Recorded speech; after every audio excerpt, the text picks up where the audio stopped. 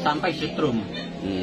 Terus akhirnya Mas Saka ngaku. Siapa yang nyetrumnya, yang mukulin siapa? Yang mukulin yang nyetrum itu anggota polisi semua. Tapi kita nggak tahu namanya. Namanya saya nggak tahu.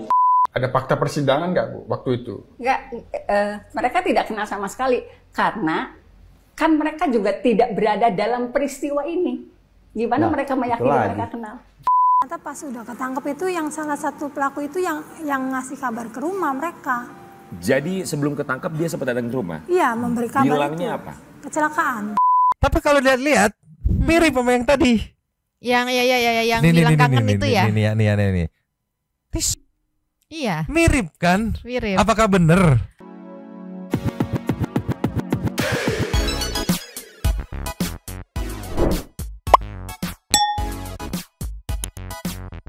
Yo, Bang Sepi People. Welcome back again bersama Nyonya dan Mamang. Dan juga ada Abu yang lagi bobo, ada Pakun. Dua tapi mangkok in here, always in here. Jangan lupa buat yang belum subrek silakan dicengklung. Buat yang belum dapat notifikasi silakan dicengkling. Yo. Yes. Aduh. Kemarin udah hampir terlihat titik terang, jadinya kusut lagi, mumet lagi, semrawut lagi. Kali ini makin membingungkan ya kasus Vina Cirebon ya, karena kemarin semalam viral soal kuasa hukum dari tersangka yang speak up gitu, karena salah satu tersangka udah ada yang lepas gitu kan, ada yang bebas, speak up dan mengklaim bahwa 8 tersangka ini salah tangkap atau gimana, ini teh bingung. Banyak kemungkinan bisa terjadi ya. Ntar kita bedah satu-satu aja kali ya. Meluncur dulu. Cus. Ninyo. Yes. Yang semalam viral banget. Mungkin satu pipa kalau pengen ngebedah juga, silakan, ada 3 rekomendasi video nih dari Mamang. Yang pertama dari Metro TV, judulnya eksklusif seorang pelaku kasus Vina buka suara, videonya 31 menit. Monggo dibedah. Terus juga ada dari ini TV One News, aroma rekayasa hukum kasus Vina, silakan dibedah. Dan yang ini yang paling pecah dari diskursus net. Videonya durasi sejam 17 menit, silakan ditonton. Mangga menimbang-nimbang sendiri, liar asli memang mumet. Sekarang kita bedah pelan-pelan ya, meluncur. Ninyo. Yes. Berawal dari Metro semalam yang berhasil mewawancarai Saka, salah satu dari 8 tersangka yang sekarang ini statusnya sudah bebas karena pada saat ditangkap dia tuh masih 15 atau di bawah umur gitu. Saka didampingi dengan kuasa hukumnya Ibu Titin yang memberikan statement yang menurutku wadididaw sekali, liar ini gimana. Dipasang sama Metro, ada caption di videonya, pengakuan pelaku kasus Vina Cirebon usai bebas jeki wow. Play. Permasalahannya saya juga nggak tahu, pas saya aja jadi korban salah tangkap. Saka, kapan tepatnya kamu bebas dari penjara? Tahun 2020 bulan 4. Bulan April ya?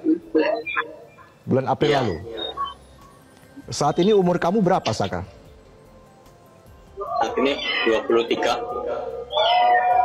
23 tahun. Kamu ditahan selama 8 tahun, betul Saka? Saya ditahan Putusannya 8 tahun. Saya ditahan 4 tahun kurang. Oke. Karena ada remisi. Anda ditahan 4 tahun kurang ya karena ada remisi. Baik, saya langsung tanya saja kepada Anda, Saka. Saat ini pihak kepolisian terus memburu ketiga DPO dari kasus meninggalnya Vina dan Eki. Saka, apakah kamu pernah mendengar nama Andi, Dani, dan Peggy atau Perong? Nah, permasalahannya saya juga nggak tahu, pas saya aja jadi korban salah tangkap. Saya waktu di posisi itu, malam itu saya ada di rumah sama paman saya. Anda sendiri tidak tahu soal kejadian ini? Iya. Jelajahi cara baru mendapatkan informasi. Di sini Saka berstatement bahwa dia nggak tahu, dia juga korban salah tangkap. Aku mau berasumsi liar nih, banyak kemungkinan yang bisa terjadi, cuman balik lagi diingetin dari segala kemungkinan yang sekarang muncul gitu. Tapi kita nggak boleh tutup mata juga bahwa ada yang udah pasti, yaitu adalah ada 2 nih korban nih, Vina sama Eki gitu. Cuman balik lagi, ke opini liar Santuy People juga boleh, silahkan beropini liar, bantulah biar nggak terlalu puyeng. Ada beberapa kemungkinan dari statement Saka yang menyatakan dia tidak tahu dan dia adalah korban salah tangkap. Pertama benar, dia nggak tahu atau dia juga korban salah tangkap gitu. Yang kedua mungkin langkah buat menutup penggalian interogasi untuk 3 DPO yang lagi dicari gitu. Ya gue nggak tahu, gue salah tangkap. Gitu. Gue nggak kenal. Iya, ada 2 kemungkinan itu. Yang pertama emang bener-bener salah tangkap gitu kan, dalam tanda kutip jadi korban tuker badan gitu kan. Yang satu lagi kemungkinan ya pura-pura nggak tahu atau pura-pura nggak kenal gitu, biar tidak ada lanjutan penggalian informasi soal 3 orang yang dicari ini. Nah, 3 orang yang dicari ini juga banyak asumsi liar yang berkembang bahwa ini beneran 3 orang dicari atau nggak ada sih sebenarnya si 3 orang ini gitu. Iya. Ya. Jadi perdebatan, jadi flashback lagi ke awal gitu. Ini sebenarnya gara-gara kenapa gitu bisa meninggal ya? Gila, ini bener-bener mumet, kasusnya liar seliar-liar, sumpah. Tapi sebenarnya agak dilema nggak sih, Mang? Apa tuh? Karena kan kalau misalnya antara dua apa namanya, 2 asumsi Mamang tadi gitu ya, 2 perkiraan lah ya. Nah yang pertama memang benar gitu kan? Iya. Memang benar dia nggak tahu gitu atau salah tangkap. Itu kan balik lagi, yang pertama apakah ini salah siapa gitu, yang salah tangkap siapa gitu kan. Terus yang kedua, kalau misalnya dia menutupi gitu demi biar nggak ada interview lanjutan gitu kan, ya ini kan juga bisa dicari lagi kebenarannya gitu. Jadi kayak ya nggak akan ada selesainya nggak sih gitu. Iya, makanya ini lagi netizen bener-bener lagi kerja keras ya. Dari viral yang semalam juga soal speak up atau statement dari kuasa hukum ke-8 tersangka ini. Kalau aku lihat tadi cek ombak sebagian di beberapa postingan video tuh netizen udah mulai kebagi 2 nih. Tim yang percaya bahwa adanya salah tangkap gitu kan, dan tim yang percaya bahwa ini hanya berkelit gitu. Untuk apa ya, mengambil momentum biar bisa diringankan si pelaku ini atau bahkan dibebaskan gitu. Jadi bener-bener mumet liar, Santuy People liar. Iya, karena dua-duanya tuh ya balik lagi potensi kemungkinannya ada gitu. Kalau dibilang salah tangkap kan, kalau kita flashback ke tahun lalu gitu kan, banyak netizen yang berjuang dan menganggap bahwa penangkapan Jessica ini adalah salah tangkap kan. Maksudnya pernah ada sempet case perjuangan netizen terhadap hal-hal yang bisa dibilang salah tangkap gitu. Makanya liar nih, kita kasih nextnya. Ini saat ditanya langsung oleh wartawan nih ya ke kediaman Saka beserta didampingi oleh kuasa hukumnya ya, Ciki wow. Play. Lebih juga saya tidak paham, saya tidak ada di tempat itu. Saya ada di rumah. Saya ada waktu malam kejadian. Saya ada di rumah sama kakak saya, sama paman saya, sama teman-teman yang lainnya. Di malam itu.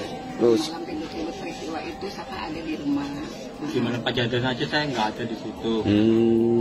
Mas Saka kenal nggak sih sama Eki dan Vina itu, korban yang meninggal itu katanya? Dari kedua korban saya tidak mengenali semuanya. Gak ada yang kenal satupun. Satupun saya tidak mengenali. Terus Mas Saka bisa dijelaskan pada saat Mas Saka ditangkap di BAP, di apa itu Mas Saka seperti apa sih? Saya sebelum ketangkap saya disuruh sama paman isi bensin, sama adiknya paman juga.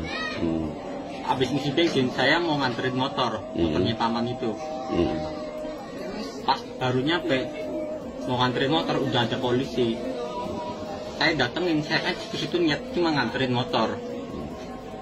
Malah saya ikut ditangkap juga tanpa sifat apapun, nggak ada penjelasan apapun, langsung dibawa. Nyampe di Polresta saya langsung dipukulin, suruh mengakui apa yang bukan saya lakukan. Saya dipukulin, dijejekin, disiksa segala macam sampai setrum. Terus akhirnya Mas Saka ngaku. Siapa yang nyetrum, yang mukulinnya siapa? Yang mukulin, yang nyetrum itu anggota polisi semua. Tapi kita nggak tahu namanya. Namanya saya nggak tahu. Terus akhirnya ngaku Mas Saka. Akhirnya ngaku juga. Kenapa ngaku? Apa nggak kuat? Apa gimana? Akhirnya ngaku juga itu karena terpaksa. Karena terpaksa udah nggak kuat gitu. Udah nggak kuat lagi. Lebih juga saya tidak. Aduh, gila, makin dilema makin galau gitu. Tapi ya balik lagi nggak bisa 100% percaya gitu. Kalau dia bilang ada kemungkinan itu benar terjadi, ada kemungkinan yang jelas ini ada beberapa versi nih jatuhnya kan. Yang bisa dipastikan salah satu versi ini ada yang berbohong nih karena kan berbeda gitu kan, ada beberapa versi gitu. Gatel palaku, sumpah gatel, mumet banget ini. Gimana kemarin udah mulai happy nih, wah kayaknya udah menemukan titik terang nih sepertinya nih. Udah mulai kompak bergerak, tiba tadi malam jeder muncul. Begitu kita ceki beberapa konten, anjir, iya juga ya, masuk akal juga. Walaupun ada keselnya gitu karena ada beberapa statement yang katanya fakta persidangan tapi dimasukin, disisipin asumsi juga gitu kan. Kalau aku ini Mang, anggaplah perkataan Adek Saka ini benar gitu ya. Berarti dia tuh terpaksa mengaku kalau dia pelakunya karena nggak kuat sama pressure-nya, tekanan gitu yang katanya tadi disebutkan gitu. Kalau memang ceritanya benar.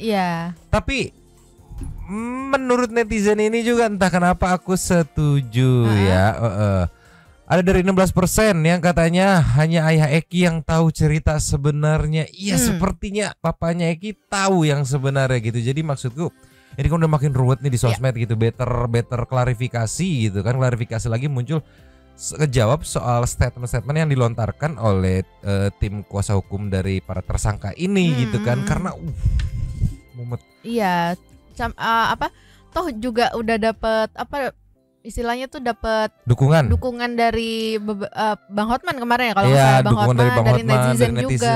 Dan ini sekarang nih status ini kalau aku mau mempersederhanakan ya, di sosmed itu beberapa kubu sedang berebutan dukungan netizen nih. Yang aku tangkapnya ya. Coba kita kasih nextnya. Ini ada beberapa cuplikan dari potongan VT diskursus net ya bos. Santupi bilang penasaran, monggo langsung nonton langsung sejam 17 menit itu gila main bowling semua ya. Bahkan kita lihat sampai Bang Reza aja sampai yang waduh geleng-geleng ini seriusan karena dia baca dari fakta persidangan kan, berarti yang kemarin disidangkan kan pada saat kejadian ini kan tertulis itu. Sampai syok, bingung dan akhirnya memilih untuk ada saya di titik nol deh, nggak mau dukung siapa-siapa. Ceki bawa. Play. Ibu biasa nanya lagi, boleh saya bicara Pak? Pasti mau nanya gitu kan? Enggak. Karena kami juga mohon maaf pada saat persidangan juga penuh tekanan, kemudian yang menekan siapa? Bentar. Ini persoalan lagi nih. Ini persoalan profesi nih. Pengacara ditekan-tekan. Ibu organisasinya apa? Peradi. Peradi yang mana? Oto Hasibuan. Oke. Ini atensi untuk Pak Oto Hasibuan nih. Ada anggotanya yang ditekan-tekan nih. Begini Pak. Jadi pada saat itu kan sidang tertutup Pak. Dari awal sidang tertutup. Kenapa sidang tertutup? Iya betul, kenapa sidang tertutup? Tapi pembunuhan berencana. Iya, tapi sidang tertutup alasannya karena ada kesusilaan. Asusila itu. Ada asusila. Tapi kan begini, pada saat pemeriksaan terkait kesusilaan boleh ditutup. Sama seperti kasus dari awal tertutup Pak. Dakwaannya kan pembunuhan berencana. Dari awal sidang itu tertutup Bapak. Dinyatakan tertutup. Kenapa makanya saya hanya bicara fakta persidangan. Dari awal ini tertutup. Ntar kembali lagi, ini ternyata yang paling menarik. Dari awal. Sorry dipotong. Di sini Bang Reza syok banget ya. Karena yang dituntutkan adalah pembinihan berencana. Iya. Justru si asusilanya tidak dituntutkan kan, tapi ditutup. Sedangkan kalau nge-flashback kasus Sambo kemarin kata Bang Reza itu dibuka, tapi yang pas pembahasan asusilanya itu baru ditutup gitu kan. Ini dari awal ditutup. Iya, itu jadi pertanyaan juga ya. Lanjut lagi deh. Lanjut. Dari awal dinyatakan tertutup. Iya. Tidak pernah sama sekali dibuka. Tidak. Dakwaannya kan tuntutan dari awal kan harus terbuka kan. Ya, maksudnya dari awal keterangan saksi dan sebagainya ini ketika putusan baru. Gini loh. Waktu kasus Putri Chandrawati itu kan terbuka. Tapi pada saat pemeriksaan terkait dugaan asusila baru ditutup. Kalau ini semua pemeriksaan tertutup semua. Semua Bu. Dari awal sampai akhir kecuali pembacaan putusan. Kecuali pembacaan putusan. Itu teman-teman media Cirebon nggak ada yang tahu itu. Makanya kenapa? Ibu berani dibantah oleh Mahkamah Agung nanti nih? Iya. Ibu nanti kan siap-siap dipanggil oleh Bawaslu. Silakan, karena nggak ada media yang ada di dalam Pak. Kalau media ada di dalam ini udah bocor dari kapan Bapak? Iya sih. Ini udah bocor dari kapan? Kaos yang dijembreng nggak ada lobangnya itu Ini udah bocor dari kapan? Ya itu satu hal. Maksud saya itu media di sana apa tidak menyoal kenapa ini sidangnya tertutup? Iya, maka gini loh, makanya pada aspek itu, pada problem satu itu Pak Yusuf sudah turun tangan, Kompolnas sudah turun tangan. Ya, hanya pada insya Allah pembacaan putusan. nanti akan bisa bisa diperiksa. Jadi, tapi pada aspek sidang tertutup ini menjadi isu ya, isu baru bagi lembaga negara yang lain, yaitu Mahkamah Agung dan atau Komisi Yudisial. Kenapa ada bahas? Kenapa wartawan gelap banget masalah? Sekarang saya tanya ke Ibu, Ibu kan pengacara profesional nih. Oh enggak Bapak, waktu 2015 berita acara sumpah saya keluar. Ya. Berarti ketika saya pegang perkara itu baru banget kan Pak? Ya. Cuman teman-teman pengacara di Cirebon tuh tahu banget saya dari wartawan. Oke. Mereka memahami kemampuan. Ketika Ibu beracara, mendampingi para terdakwa dan dinyatakan sidang tertutup, Ibu protes tidak? Yang senior aja nggak protes Pak, apalagi saya Pak. Maksud Ibu yang senior? Kan ada Pak Jody, ada Pak Jody, ada Buit. Buit itu pengacara senior banget. Ini satu kantor kan Ibu? Enggak. Jadi asosiat aja nih? Tim beda atau tim sama? Tim yang berbeda. Pak Jody megang 5. Terusnya Bu Wit megang 1, saya megang 2. Itu kadang saya tapi lupa awalnya semua Ibu yang pegang 8 itu. Awalnya saya yang pegang 8 itu gitu. Pledoi-nya berbeda nggak? Tiga kuasa hukum ini. Berbeda, karena kan kita bikin masing-masing. Saling berlawanan? Karena ini tertutup, kita nggak bisa ngerti ini. Bukan saya, karena berbeda-beda, habis tuh menyudutkan klien Ibu. Betul. Itu yang awalnya saya sampai ribut di depan ini karena klien saya sampai muntah darah. Dipukulin 5 orang ini. Padahal klien saya si Sudirman itu idiot Pak. Nah ini soal klien lagi. Saya catat dulu nih. Ibu mengklaim, menyebut bahwa klien Ibu, maaf, idiot alias retardasi mental, keterbelakangan mental. Karena pengakuan keluarganya. Sebentar. Dengan ini. Apakah karena retardasi mental, keterbelakangan mental itu klien Ibu? Ibu yakin dia nggak terlibat di peristiwa ini? Benar, karena dia nggak pernah. Ketika di warung juga ada keterangan saksi yang minum-minum itu betul. Ya di warung Bu Nining, tapi kan jauh dari jalan raya. Si Sudirman itu nggak ikut karena dia nggak pernah minum, dia selalu di masjid. Terlepas idiot atau bukan, idiot Ibu kan melihat apa? Ibu melihat pada klien Ibu ini seperti apa kondisinya? Siapa namanya Bu? Sudirman. Susah banget diajak bicara Pak. Susah diajak bicara, tapi bisa akhirnya. Bisa, tapi susah diajak bicara. Susah diajak bicara itu terus-menerus atau hanya ketika bicara soal kasus ini? Bicara soal ini. Kalau bicara yang lain? Enggak, dia juga susah komunikasi. Hasil pilpres segala macam, angka KPU segala macam dia lancar aja. Iya. Soal itu mah pilpres. Iya, apalagi yang begitu-begitu kagak ngerti dia Pak. Kagak ngerti. Nah itu saya sampai mengajukan permohonan untuk. Tapi dia anggota geng motor, Sudirman itu. Kan geng motor itu diciptakan Pak. Kan yang pastinya yang pakai jaket tuh Vina. Ada di keterangan awal. Temen dekatnya Eki itu yang pakai jaket geng motor itu bukan Eki-nya jadinya yang pakai jaket geng motor Vina, lawan itu. Nah, abis masalah geng motor dia tidak menidakkan tapi membalas dengan statement baru gitu kan bahwa geng motornya diciptakan. Dimension berarti kliennya dia itu adalah yang di bawah umur. Sampai satu lagi yang Pak Sudirman itu yang katanya mohon maaf idiot gitu ya. Ya walaupun belum ada hasil resmi dari tes kejiwaan atau pihak-pihak yang memang berkompeten untuk mengklaim dia keterbelakangan mental atau enggak gitu kan. Iya, cuman keterangan dari keluarganya aja katanya kan. Cuman kalau itu benernya Miracle in 7-nya kejadian kan. Iya. Cuman aku belum bisa percaya 100%. Tapi ya membagongkan aja gitu ngelihatnya Teh. Iya, kalau beneran kejadiannya kayak gitu kan. Aduh. Karena untuk yang kontra masuk akal juga alasannya di komen-komen tuh, kalau bisa ngecek yang kontra tuh masuk akal untuk tetap fokus yuk. Ini jangan sampai momentumnya diambil nanti dibikin momentum untuk membebaskan para tersangka yang ternyata dia memang benar-benar bersalah gitu. Tapi ada juga yang pro, bayangin lu nggak salah, terus lu salah tangkap gitu kan. Aduh. Satu people tolong liar asli sok atau dibantu di komen bikin pencerahan gitu. Tapi emang kalau aku kayaknya setuju dengan Pak Reza yang ada di nol gitu, di titik nol gitu. Karena kayak mau ke sini tapi kok ada ini gitu kan, mau ke sini juga ada begini gitu. Netizen kalau di titik nol itu tidak memberi dukungan. Kalau nggak ada dukungan nggak viral. Takutnya nggak diproses. Itu yang aku khawatirkan kalau netizen semuanya di titik nol, ya udah duduk lihat aja gitu kan. Nggak ada push gitu untuk kemana-kemananya, nggak bisa. Makanya ini yang aku bilang, ini di sosmed itu lagi pada bertarung buat memperebutkan dukungan netizen.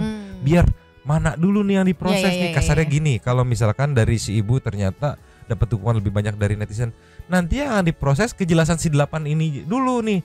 Masalah 3 DPO yang diinginkan oleh keluarga Vina mungkin di nomor 2 kan gitu loh. Iya. Makanya aku ngeliat anjir mumet banget. Coba kita kasih next ya. Nih yo. 3 nama DPO aja belum jelas keberadaannya, belum ditemukan di sini berkat konten dari channel Diskursusnet ini. Termention lagi nama Dede dan Aep. Sudah pisan itu. Yang katanya 2 orang pertama yang menunjuk A, B, C, D, E, F, G, H itu tersangka, tapi katanya tidak dihadirkan dalam persidangan. Aku masih liar. Coba lihat cek wow. Membuktikan dong. Dalam bahasa ibu deh, kenapa ibu membenarkan bahwa ini patut diduga lah paling tidak sebagai rekayasa? Dalam bahasa ibu, kenapa patut diduga sebagai rekayasa oleh otoritas penegakan hukum? 1 dari 8 orang itu, salah satunya sudah saya jelaskan Pak, Rivaldi itu dia sedang dalam perkara berbeda. Dia sajam, tapi perkara berbeda di Polsek Kota. Jauh. Tidak ada hubungannya. Jauh, tidak ada hubungannya. 1 itu. 1. Kenapa tiba-tiba bersatu seolah-olah mereka saling kenal? Oke, itu 1. 2. Kedua. Kenapa disebut rekayasa oleh Ibu? Karena pada saat penangkapan, apa iya betul untuk tuntutan berencana itu polisi hanya perlu waktu 3 jam untuk mengenali para pelakunya berdasarkan keterangan Ade dan Aep itu loh Pak. Nanti mau saya sana. Oke, 2. Yang ketiga? Yang tidak pernah dihadirkan dalam persidangan. Tiba-tiba ditangkap, kemudian kami susah menghubungi, keluarganya susah menghubungi, kemudian tiba-tiba pindah ke Polda. Ada lagi Bu? Alasan Ibu, kenapa ini patut disebut sebagai rekayasa? Dari hasil visum itu. Bahwa dari tuntutan itu akibat luka tusuk di bagian dada dan tetap perut. Tetapi dari fakta persidangan, bahkan baju yang sudah dikubur 1 minggu pun itu utuh, tidak ada luka robekan. Baik. Kaosnya fakta persidangan itu ada? Ada. Kaos Bu ya? Kaos, bentuknya kalau kaos. Yang tadi 2 orang Dede, siapa itu? Dede Aep. Dede dan Aep. Itu ada dalam fakta persidangan? BAP-nya dibacakan tidak pernah dihadirkan. Karena 2 orang ini justru yang menjelaskan pelakunya si A, si B, si C. Ibu sebagai kuasa hukum atau kuasa hukum lain pernah menanyakan itu? Berulang kali ke majelis hakim. Minta jaksa menghadirkan Dede dan Aep. Karena mereka sebetulnya bukan orang situ juga. Bagaimana mereka apal banget nopol dan sebagainya. Gitu. Jadi Dede dan Aep bisa diduga bagian dari perekayasa cerita. Iya. Ya, maksudnya dalam konstruksi tuntutan dan dakwaan ada disebut nama Dede dan Aep? Ada, di BAP juga ada Pak. Tapi tidak pernah dihadirkan. Tidak pernah dihadirkan dan saya berulang kali minta ke majelis hakim. Majelis mohon dihadirkan. Apa respon majelis hakim? Menyerahkan ke jaksa tapi tidak dapat, alasannya susah dicari. Susah dicari. Kata siapa? Jaksa sudah berusaha dihadirkan tapi sulit dicari. Padahal dia orang Gunung Jati dan alamatnya jelas. Oke. Jadi alamatnya kita jelas nanti itu salah satu hal yang bisa kita mintakan dalam klarifikasi. Apakah berkas perkara ini lancar tidak waktu itu di jaksa penuntut umum? Nah, kan selalu pasti ada, nggak mungkin langsung diterima, pasti ada petunjuk-petunjuk. Termasuk apakah nama Dede dan Aep ini ada dalam petunjuk jaksa? Kok sampai di persidangan untuk diminta dihadirkan sulit, nggak ketemu. Berarti kan ada upaya mencari atau memang tidak, itu penting. Gila ini yo. Saksi mata kunci loh yang melihat pelaku gitu, melihat nomor-nomor polisinya gitu tidak dihadirkan gitu. Berarti nyo bayangin nyo kalau misalkan ya ini Mas Santu People ini benar gitu. Kan yang udah pasti benar adalah adanya 2 korban nih, Iya. Vina dan Eki, ya yang benar-benar udah korban meninggal dunia itu nggak bisa dibantain karena udah pasti benar gitu kan. Terus yang lagi digodok ini sama netizen adalah kebenaran statement nih dari salah satu kuasa hukum dari tersangka gitu yang mewakili 2, Ripaldi dan siapa tadi lupa yang kemarin di bawah umur yang tadi di awal itu. Saka. Kalau misalkan ini benar, berarti di 2016 itu persidangannya pun bermasalah. Bisa dilanjut tanpa menghadirkan saksi kunci atau saksi mata langsung gitu kan. Yang puyeng banget sumpah. Kalau aku tadi fokus ke yang siapa, Sudirman ya kalau nggak salah, yang katanya dari Sajam diseret ke kasus yang ini gitu kan. Itu sebenarnya ada beberapa pertanyaan dari aku sih, Mang. Kalau menurutku ya, sebelum lanjut pertanyaannya, itu menurutku bisa dibuat begini. Dia memang pelakunya, pada saat itu dia kabur dan tertangkap di permasalahan yang berbeda, tapi dia memang satu pelakunya. Jadi apa ya? Aku tidak mau terlalu mengkorek ke situ karena bisa aja potensi ke situ. Iya. Iya, baru aku mau nanya masalah yang itu. Makanya aku nggak mau mengorek ke arah situ karena kalau dibilang ada potensi kayak gitu. Iya, karena apapun ada potensi pasti ya. Coba kita kasih nextnya. Ninyo, kita agak lengkap ya, maaf ya Santuy People ya. Aku baru keingetan tadi mengenai sidang tertutup. Ya, memang benar menurutku tertutup sampai hasil putusan karena mencari jejak digitalnya itu nggak nemu sampai di hasil putusannya gitu. Berarti bisa dibilang benar. Cukup ada buktinya gitu. Kalau memang sidang tertutup kan biasa sidang ada ininya kan, dokumentasinya gitu kan, jejak digital yang beredar itu cuma yang pada saat putusan. Yang ini nih ada yang upload juga nih dari AB Fashion, ceki wow. Play. Kuasa hukum terpidana Saka Tatal kasus pembunuhan Eki dan Vina sepasang kekasih mempertanyakan 2 saksi yang sampai sidang terakhir belum juga dihadirkan. Penasehat hukum terdakwa Saka Tatal Titin Priyalianti mengatakan bahwa Saka Tatal yang masih di bawah umur tidak bersalah dan pihaknya mempertanyakan 2 saksi yang sampai sidang terakhir belum juga dihadirkan. 2 saksi yang ada dalam berita acara pemeriksaan yaitu atas nama Aep dan Dede belum pernah keluar. Padahal keduanya merupakan saksi kunci yang mengetahui para pelaku secara detail. Bahkan konon mereka mengetahui semua para pelakunya.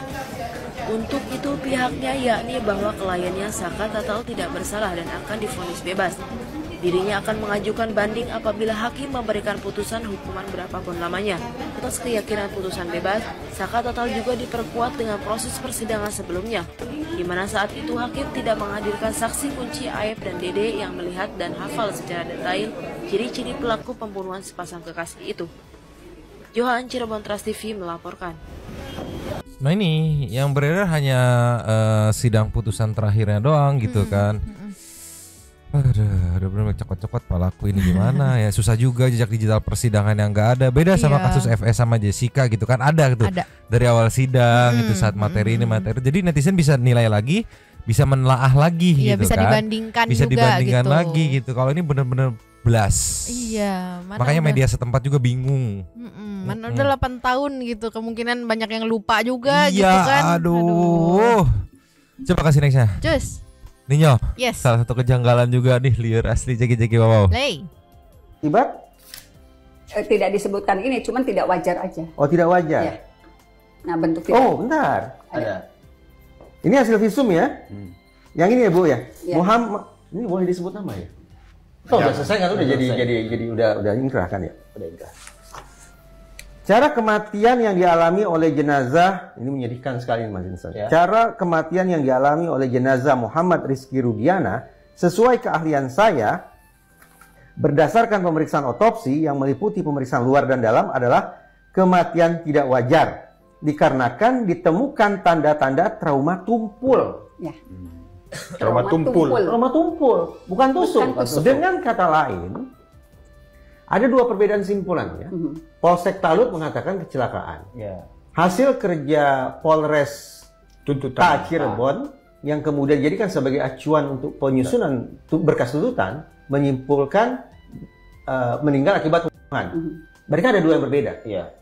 Kalau kita cek hasil visum, bahkan hasil otopsi, ini lebih sinkron ke hasil kerja Polsek Talut. Bahwa korban meninggal bukan akibat tusukan. lebih mendekati akibat kemungkinan kecelakaan. Diduga. Ya. Itu konstruksi tuntutannya yakin Bu disebut seperti itu di persidangan. Ini Pak, saya bawa. Bahwa terdakwa divonis bersalah hukuman seumur hidup, ya jelas lah ini akibat Pak. Ya. Tidak mungkin ada yang disidang kalau kecelakaan. Saya mau pastikan di fakta Ya, persidangan. tidak mungkin ada yang disidang kalau kecelakaan. Maksud saya kecelakaan tunggal gini ya. Ngomong-ngomong ini kecelakaan tunggal Bu. Kecelakaan tunggal kalau di laporan Pak Suja itu kecelakaan tunggal. Kan dia pasti bikin LP Pak kalau di laporan kecelakaan terjadi kecelakaan. Ini pokok pertanyaannya adalah apa gerangan yang mengakibatkan terjadi perubahan simpulan di tingkat Polresta Cirebon? Boleh saya ngomong Pak? Boleh banget Ibu. Boleh. Ada laporan dari pihak keluarga ke Polresta? Ya. Pak Rudiana. Ya itu. Ini keterangan saksi ya Pak ya? Iya. Keterangan saksi Pak Rudiana. Ya. Di persidangan. Di persidangan. Yang sudah disumpah. Yang sudah disumpah. Ya. Pak Rudiana ketika mengecek sebagai polisian insting saya. Ini bapaknya Eki ya Pak Rudiana. Insting saya. Ini anak meninggal tidak wajar. Dia menyatakan itu. Saya polisi, insting saya anaknya tidak wajar. Apalagi dia setelah melihat kondisi motornya. Kondisi motor korban itu tidak parah, tapi anak dua orang itu meninggal. Itu instingnya seperti itu. Tapi tidak menyebutkan kecelakaan kan? Iya, tidak menyebutkan kecelakaan. Jadi karena dia ragu motornya tidak rusak. Tidak kan? rusak. Itu waktu itu saya sempat bertanya, kenapa Pak kok Bapak berpikiran itu bukan akibat kecelakaan? Karena 1 bulan sebelumnya anak saya pernah berkonflik dengan orang lain. Lantas diasumsikanlah bahwa meninggalnya korban ini berhubungan dengan peristiwa perkelahian atau semacamnya yang terjadi pada waktu sebelumnya.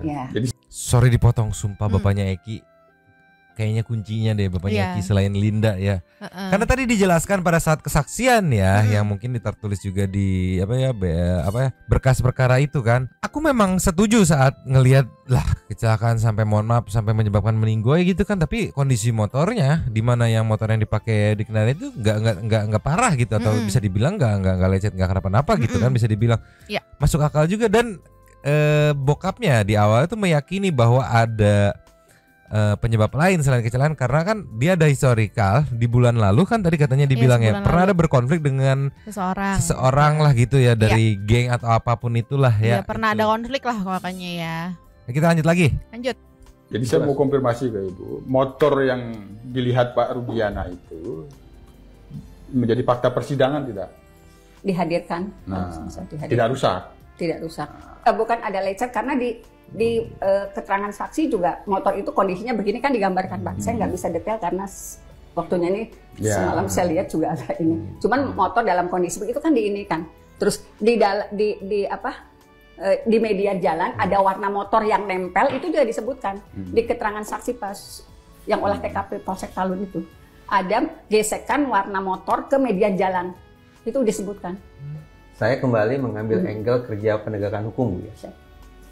Di berkas tuntutan disebut bahwa korban meninggal akibat luka tusuk. Ya. Mengacu pada hasil otopsi. Adakah laporan hasil otopsinya di sini? Saya hanya dapat berkas itu Pak. Berkas otopsi Ibu tidak baca? Tidak pegang. Apa tuntutan Bu? Iya. Berkas tuntutan kan disebutkan biasanya. Maksudnya berkas. Kalau tadi kan saya mengatakan begini, ingin mengatakan ada 2 satuan wilayah Polri yang ternyata menghasilkan simpulan berbeda tentang penyebab kematian korban. Saya asumsikan polisi bekerja sebaik mungkin dengan melibatkan disiplin ilmu terkait yaitu kedokteran forensik. Nah, ketika terjadi perubahan simpulan tentang penyebab kematian korban, maka mungkinkah ada 2 simpulan otopsi yang juga berbeda? Karena itu saya ingin tanya, apakah Ibu pernah melihat atau memegang akibat? Tidak disebut. Nanggung kan videonya, makanya buat yang pengen fullnya meluncur ke Diskursus.net. Asli sejam 17 menit, semumet-mumetnya. Jadi bikin bingung ya, makin bingung. Bikin bunging gitu kan. Udah nih Nyo, biar makin mumet kasih lagi. Oke, meluncur. Cus. Nih Nyo, kita mumet bersama Santuy People. Ceki wow. Play. Informasi yang tidak berdasarkan hasil otopsi. Ya. Saya jawabnya ya. Kenapa saya punya keyakinan yang 8 sudah divonis itu bukan pelaku pembunuhan seperti tuntutan jaksa. Kok bisa begitu, Bu? Ya, satu, hasil otopsi tidak pernah menyatakan ada luka tusuk. Luka tusuk. Ya, pembunuhan kan tidak harus luka tusuk, Bu. Tapi yang ada di berkas tuntutan luka tusuk, Pak Yusuf. Luka tusuk. Ya, oke. Nah, kemudian konstruksi jaksa dari tuntutan kan Eki lewat dikejar. Iya. Sedangkan kondisinya tidak memungkinkan, warung itu ada di gang.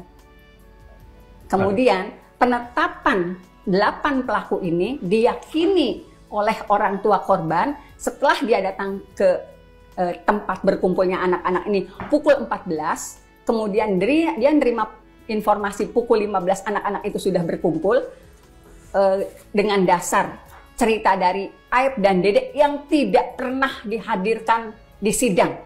Padahal dia yang nunjuk anak ini loh Pak, yang ngejar motornya yang Bapak maksud. Bu Titin, Dede dan itu tidak pernah dihadirkan di persidangan. Padahal dia yang menunjuk inilah yang Bu Titin, Pak Yusuf, Mas Insan, saya pikir kita harus lengkapin informasinya. Tadi adalah simpulan yang saya baca terkait dengan penyebab kematiannya Muhammad Rizky Rudiana. Nah, sekarang kita baca simpulan penyebab kematian almarhumah Vina. Ternyata, beda nih. Beda. Ini cara kematian yang dialami oleh jenazah Vina sesuai keahlian saya berdasarkan pemeriksaan otopsi yang meliputi pemeriksaan luar dan dalam adalah kematian tidak wajar dikarenakan ditemukan tanda-tanda trauma tajam dan tumpul pada jenazah Vina. Ada tajamnya. Ada tajamnya. Saya kembali ke Ibu dulu. Sepanjang yang Ibu ketahui selama persidangan itu, ketika bicara tentang luka tusuk, tuntutan dari jaksa, luka tusuk, itu menyangkut kondisi tubuh almarhum Muhammad Rizky atau menyangkut tubuh almarhumah Vina? Muhammad Rizky. Ini Ibu nggak ngada-ngada nih Bu ya. Di persidangan, dalam berkas tuntutan disebut Muhammad Rizky pada tubuhnya ditemukan luka tusuk. Padahal hasil otopsi hanya menyebut luka tumpul. Luka tumpul dan lecet-lecet. Bagaimana dengan almarhumah Vina? Pada tubuhnya dalam berkas tuntutan disebut mengalami luka apa? Tidak tergambar lebih ini. Kita setelah membacakan ini, saksi memberikan keterangan itu tidak tergambar secara detail, hanya membacakan. Nah ini tidak tergambar secara detail. Nih perhati ini. Nggak boleh dibicarakan. Sampai nggak boleh dibacain. Terlalu sensitif. Saya pikir itu juga sudah ada di direktori putusan Mahkamah Agung. Ada di surat dakwaan lengkap itu ada hasilnya. Ini Mas Reza mau menanyakan kalau saya ya, maaf nih Mas Insan, terlepas boleh atau tidak boleh, ini menyangkut hal yang sangat personal, yang sensitif, yang menyangkut harkat martabat kemanusiaan. Saya tidak akan sanggup menyebut yang satu itu. Ini terkait persoalan apakah kalau menurut Pak Yusuf almarhumah Vina itu diperkosa atau tidak? Ada perdarahan ya di situ. Bukan. Saya tidak masuk situ ya. Saya memilih berfokus pada masalah luka saja. Luka tusuk, luka pokoknya dalam tuntutan luka tusuk di tubuh Eki, kan yang ditusuk Eki. Tapi di hasil tunggu. Ini semalam juga kita penasaran banget Nyo. Kita mau ngajak Santai Bebas penasaran bareng. Jadi di hasil otopsi Vina ada keterangan yang Pak Reza nggak berani ngebacain, nggak mau. Terus host Diskursusnet juga nggak mau. Kompolnas pun kayak nggak bisa, ini nggak mau dibacain gitu kan. Tapi apa yang tertulis gitu. Kita kan jadi makin penasaran gitu kan. Sama kayak komenan dari Mujiriandi, luka apa yang diderita Vina sampai mereka nggak tega menerangkan. Apa? Lanjut lagi. Lanjut. Hasil visum tidak tergambar di baju yang dijembreng Di depan persidangan juga tidak ada bekas robekan luka tusuk. Gimana Pak? Boleh dibuka? Ada tes DNA-nya waktu itu enggak? Tidak dilakukan sama sekali. Udah. Itu yang sebenarnya Pak Yusuf saya katakan kepada Dirkrimum. Kalau memang tidak mungkin dilakukan pemeriksaan DNA baik itu di tingkat Polsek maupun Polres, ya naikkanlah ke Polda Jabar. Kalau tidak mungkin juga naikkan ke Barreskrim Mabes Polri. Hening sejenak. Jadi sekarang lebih ke persoalan kita mengkonstruksi apakah 3 orang yang sekarang sedang getol polisi lakukan untuk memburunya itu, peluang ketangkepnya gimana nih Bu? Kalau Ibu aja tadi bilang 8 yang sudah di dalam itu nggak kenal. Ada fakta persidangan nggak Bu waktu itu? Nggak, mereka tidak kenal sama sekali. Karena kan mereka juga tidak berada dalam peristiwa ini. Gimana mereka meyakini mereka kenal? Tadi saya pikir karena mereka satu circle pertemanan, ya kan, dalam geng motor itu ya, masa sih nggak kenal satu sama lain, walaupun mungkin tidak dalam terlalu personal banget, tapi tahulah ini namanya ini, rumahnya di mana, pasti masa nggak tahu sih Bu itu. Iya, setuju. Kan itu juga yang bikin polisi bilang bahwa kami susah untuk mendapatkan 3 ini karena selama ini nggak ada yang kenal tuh. Nama aja, cuman kenal nama gaul, nama pergaulan gitu kan. Baik. Kalau saya sih bicara geng motor tambah dihadirkan, dimunculkan. Sebetulnya kalau dari keterangan saksi awal, yang memakai jaket itu almarhum. Ada di BAP-nya. Yang memakai jaket geng motor itu, yang dianggap lawannya geng motor oleh Egy dan kawan-kawannya itu almarhum. Bu, ini kenapa Ibu bawa ke sini? Kan saya baca pas malam, jadi karena saya pakai itu saya baca lagi. Ya kenapa dibawa ke obrolan kita di diskursus? Saya kan merekonstruksi kembali apa yang terjadi Pak. Berarti memang Ibu bersiap diri untuk ini diperbincangkan ya? Ini sebenarnya perjuangan saya dari tahun 2016 Bapak. Nah, saya kembali ke kesimpulan, ini kan sudah inkrah berencana. Tapi Ibu tidak yakin? Tidak yakin. Informasi yang aduh gimana, aku agak kurang setuju. Itu kalau dilanjutin, mungkin satu people meluncur ke diskursus net aja dilanjutin. Itu tuh si Ibu menekankan bahwa ini laka tunggal. Aku nggak setuju kalau laka tunggal. Nggak tahu kenapa menurutku loh ya. Karena dengan kalau misalkan laka tunggal, loss itu. Iya. Udah nggak ada pelaku sama sekali. Betul. Ya kali laka tunggal tiba-tiba ada sperm. Nah itu yang pengen aku bahas Mang. Karena kan tadi nggak sanggup dibacain katanya kan. Terus si Bapak Kompolnas ya? Yang sebelah sini ya Bapak dari bilang, Kompolnas. Tiba-tiba nanya udah dicek DNA belum? Terus kalau mengacu sama omongannya Bang Reza yang di video yang sebelumnya yang kemarin-kemarin itu kan dia nanya gitu, ya kalau nggak bisa ini ya pindahin lah ke yang lebih jago gitu. Kalau misalnya nggak bisa dicek, kayaknya ngarahnya ke sana deh. Tapi menurutku lebih parah. Iya kayaknya. Jadi misalnya kan ada sperm yang tidak pada tempatnya ya, mungkin misalnya di tempatnya ya mohon maaf di vagina gitu kan. Ini tidak pada tempatnya, entah di rongga hidung, di mulut, di apa gitu kan. Mungkin. Cuman aku nggak setuju kalau si Ibu menekankan ini laka tunggal, karena kalau ini menekankan laka tunggal, ya loss aja, nggak ada pelaku. Ya kali laka tunggal bisa bikin, kalau kemarin dilihat kan ada juga fakta persidangan yang bilang hasil otopsi yang bilang rukanya remuk di mana, retak di mana gitu. Aduh, iya, jadi kayak ada beberapa yang bisa diterima, ada juga yang nggak bisa diterima gitu ya. Iya, aku justru pemikiran sederhananya menangkap bahwa oke, kalau misalkan diganti badan nih salah tangkap mau masuk akal gitu kan. Jadi si 11-11-nya asumsinya masih berkeliaran. Tapi ada statement dari kakaknya Vina yang orang ngasih tahu dia pertama kali itu salah satu pelaku. Ya gimana, maksudnya gimana caranya dia bisa ngomong nggak ada yang kenal sama sekali, tapi di satu sisi ada yang ngasih tahu. Kan berarti itu kenal, tandanya tahu rumahnya di mana, ngasih tahu ini siapa gitu kan. Betul. Kalau nggak tahu mungkin kayak cuman ngasih tahu ke yang lewat, misalnya ada apa? Iya, ada yang meninggal di sini, kayak gitu aja kan. Ini kan disamperin ke rumahnya katanya buat ngasih tahu. Coba ke statement kakaknya Vina meluncur. Cus. Nih yang terbaru aja dari Trans TV nih, saat diundang saat datang dengan Bang Hotman nih. Ceritanya partnya nih, kita ambil potongan dari menit 8:19 ceki wow. Ya, apakah betul kabarnya ada salah satu pihak pelaku yang justru memberitahukan kepada pihak keluarga bahwa Vina mengalami peristiwa yang kurang menyenangkan? Ternyata pas sudah ketangkep itu yang salah satu pelaku itu yang ngasih kabar ke rumah mereka. Jadi sebelum ketangkep dia sempat datang ke rumah? Iya, memberi kabar. Bilangnya itu. apa? kecelakaan. Yang memberikan kabar itu pelaku. Ternyata kan setelah ketahuan kan salah satu pelaku yang memberi kabar itu. Pelaku yang memberikan info itu lalu. Iya. Ya terusnya kan nggak kita kaget loh, kok bisa pelaku sampai tega ngasih tahu kayak gitu kan. Oke, baik. Tuh. Makanya yang tadi statement yang nggak kenal sama sekali, kok bisa gitu. Sedangkan di sini ada kata, ya kali kakaknya Vina bohong, itu mengalami kerugian yang kurang gimana loh gitu. Iya, ditambah lagi bukan statement dari kakaknya yang menyatakan bahwa pelaku itu yang ngabarin, tapi dari dia sebelumnya nggak tahu kalau misalnya dia tahu dari pelaku. Iya, justru dia sebelumnya nggak tahu kalau yang ngabarin Vina meninggal kecelakaan itu pelakunya gitu kan. Datang ke rumah kan berarti tahu rumahnya, berarti kenal. Makanya jadi nggak bisa kalau menurut aku bukan yang dibuat-buat sama keluarga gitu, karena keluarga pun juga baru tahu setelah itu kan. Aduh, masih makin bingung nih.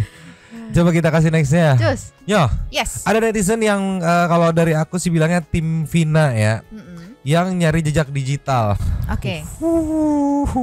Ini katanya menemukan jejak digital Saka yang nongkrong bareng sama ya inilah geng-gengan sebelumnya. Sedangkan statementnya kan tidak kenal sama sekali dari Saka kan. Tapi nggak tahu ini bener apa enggak. Cuman ini ada bukti jejak digital ini ya, Saka Tatal yang sudah bebas. Ternyata miripnya dengan temannya almarhum Vina dan almarhum Eki yang ini yang ditunjuk tanda panah. Memang kalau dilihat sekilas mirip gitu. Tapi maksudku buat ibu pengacara dan juga Saka, kalau memang benar salah tangkap atau kayak gimana ya sejujurnya aja statementnya gitu. Maksudnya jangan bermain-main berstatement dengan netizen. Iya. Karena ngeri-ngeri dikorek gitu. Maksudku lagi ada sebagian netizen yang lagi bersimpati nih gitu. Ya kasih statement yang secukupnya aja. Maksudnya jangan dilebih-lebihkan. Kayak tadi kalau di Diskursusnet kan ada judge dia yang saya yakin ini mah laka tunggal gitu kan. Aduh tolonglah ini lagi rebutan dukungan netizen asli. Harusnya kalau memang kayak mau membela kliennya gitu kan, ya udah bela aja, nggak usah ngejudge yang itu gitu kan. Sempet ada yang agak emosi juga kemarin ya saat ngebahas soal sperm. Dia langsung ngejudge, itu ya punya Eki gitu kan. Iya itu juga. Aduh gimana tuh si ibu. Coba kita kasih nextnya. Cus. Nih ya. Yes. Ini mungkin langkah dari Bang Hotman yang mengundang ayah Eki untuk mungkin berdiskusi atau kayak gimana ya. Kita lihat video ciki-ciki bawah. Play. Halo Pak Polisi Pak Rudi. Pak Polisi Pak Rudi yang merupakan ayah kandung dari almarhum korban laki-laki temannya Vina di Cirebon, kasus Cirebon. Kalau Bapak sempat, tolong agar Pak Rudi hubungi Hotman Paris atau tim Hotman 911. Kami perlu bicara dan diskusi soal kasus ini. Pak Rudi yang masih menjabat sebagai polisi, ayah kandung dari almarhum laki korban pembunuhan bersama-sama dengan Vina di Cirebon.